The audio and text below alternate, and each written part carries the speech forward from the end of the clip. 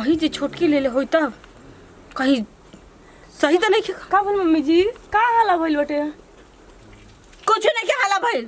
चलो तो तनी तारा घर में देखिए का भइल बा 40,000 रुपया तू ले बड़ू हम लेल बने ई का कहतानी देखी मम्मी जी हमरा लागत न कि दीदी हमरा के फसावे खातिर ई सब करतारी रउआ हमरा पे भरोसा बानू मम्मी जी हम ऐसे कर सकेनी जी तार बाबूजी कहत कि तू ले बड़ू बाबूजी तो खाली ओकरा चक्कर में रहना रहो नहीं कि जानत कि राउर बात के बाबूजी काट देनी बाकी वो भिख मंगिनिया खातिर कितना उलड़नी दुनिया से तू ठीक कहत रुकनी बाबूजी को फंसा ले बिया यही से बाबूजी के चक्कर में रहता नहीं दिन भर हैं हमरा नु ससुर है लेकिन हमरा खातिर को अच्छा बोलले बानी हमेशा हमरा के लात के नीचे रखनी ओकर के हाथ के ऊपर रखनी ठीक कहत रु तू उजैया से घर में आइल बिया तो ये से कह का पढ़ा फुकवा के खिवा देले बिया कि मरद हमरा एक को बात ना मानेला बताए ना हमरा के देखल चाहेला कैसे रुआ पतो के फंसावे चाहती है हम चोराए मम्मी जी हम केकरे खातिर चोराएम जी बाकी एकर चीज तो हम पता लगाई करम कि आखिर ई पैसा के ले लेबा। हां ये माई बुढ़वा बहुत तेल बेलना हमरा घर में घुस गई रहला हम कैसन मानी कि ताला ना मरनी है आज भाई के बोला के राती के भेजवा देता नहीं ना रही ना तमाशा हुई जब बुढ़वा देखलस तो पैसो ले ले हुई गइल हमारा हाथ में से जैसन बानी वैसन पड़ल हमरा पे लेकिन कुछ करके बुढ़वा वैसे करी तो हम घर के मालकिन ना बने सपना सपने रह जाई। अच्छा बूढ़ी हाथ में बड़ी हमरा काची के दिक्कत बा अब अपन काम जौन करे के बताओ आज करवाइए के रहे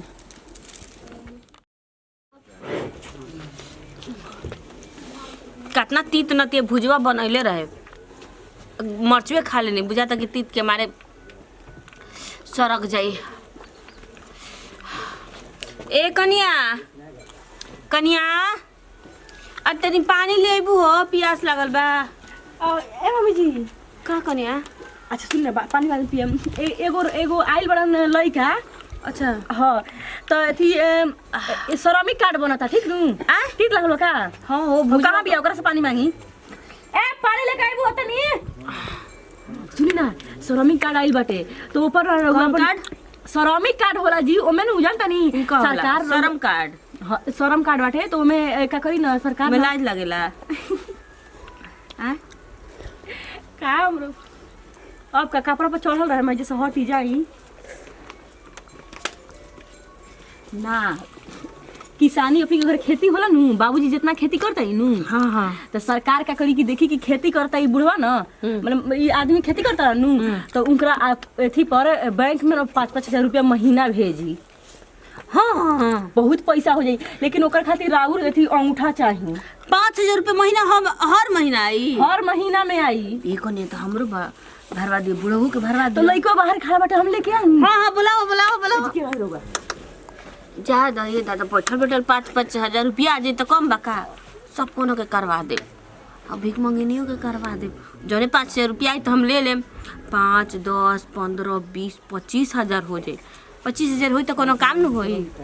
आई आई आई आई बैठी सर प्रणाम आ खुश रही बबुआ रौरे बनवा के बनू हाँ हाँ हमने बनवाई बड़ी एकरा में सरकार फायदा देताड़ी हो हाँ तो ठीक है न बावे सरकार फायदा देता ऐसा ही तो देखा तरह कितना लोग कोरोना कौन बीमारी आलू ओमे के लोग बर्बाद हो गए। अरे बन जी तो सास बहुत पतोहो सेवा करी हसन पैसा आवे लागी नु दन दना दन औरी ना हमार पतो होता है ऐसे ही सेवा करे ले ऐसा ठीक कोनो है बात बात आई कमाओ नहीं। चालू कर दियो हम अपन जाई तो जी, बहुत जी। लोग के बनावे को अब दीजिए ना जो दिए हैं हाँ हाँ हाँ पानी नहीं पिए बाबा बुआ तो पी लो दी तनी मुनी पी लो घाम में घूमत तरह पियासल होबा। हां साइन ली कर हई तनी है जा अपन साइन करी तो ए बाबू हम पढ़ल लिखल नहीं खिनु नहीं पढ़ल ना नाम ना लिखा है लिखे के ना सिखौनी ओइ टेढ़ा में लिखी ना ओइ सब चल जाई टेढ़ा मेरा लिख दम तो हो चाहिए। बैंक का खाता पोजीशन साइन हो केले बेनु अच्छा वो तो देखी उहे। वो तो हाँ तो बस ओइसा नहीं करे के बा ली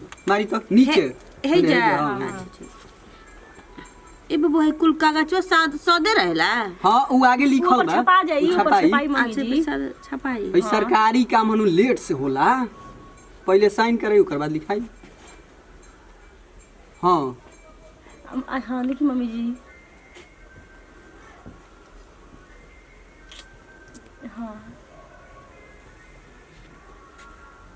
बस अब रहे दी हो जाई हाँ दी राउर अब हो गइल बन जाई आ कब मिली बबुआ?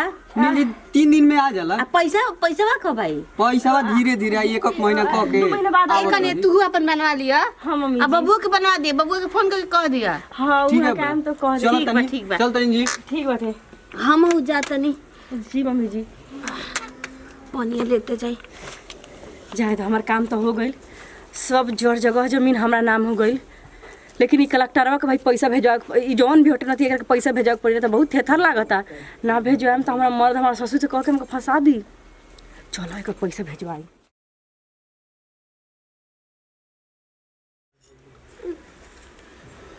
मम्मी रबर नानो कुछ हुई रबर ठीक हो जाए ना जल्दी के। बाबूजी वो काम करे नहीं है कि ऑपरेशन करवा देती हूँ तो बहुत बढ़िया रहे।